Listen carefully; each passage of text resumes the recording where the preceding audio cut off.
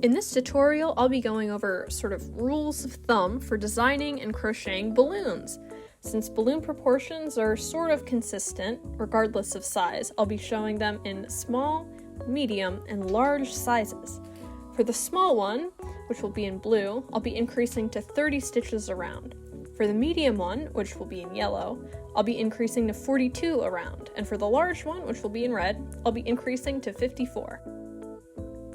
Balloons are somewhat similar to spheres at the top.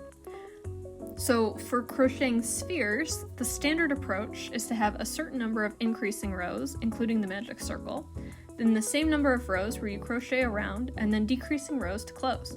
For example, if you have a sphere with a maximum of 24 around, you've had 4 rows of increasing. To make it a sphere, you'll crochet around 4 rows, and then you'll decrease 4 rows. Like spheres, the first step of making a balloon is to increase.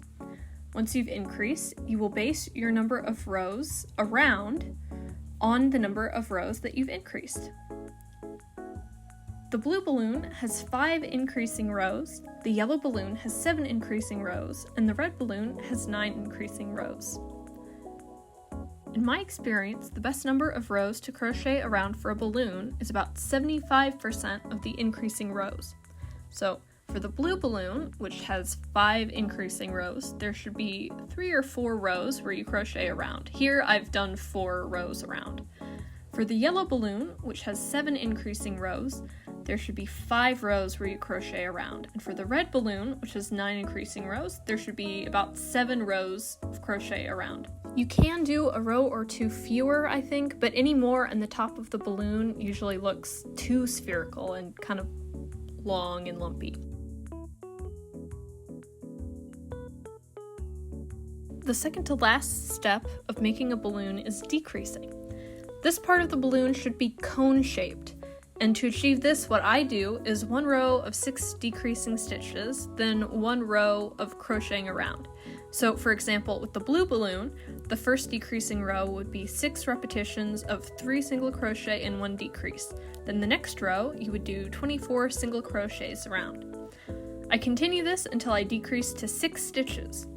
Once you get to 6 stitches around, don't fasten and close off the balloon because then you won't be able to do the final step.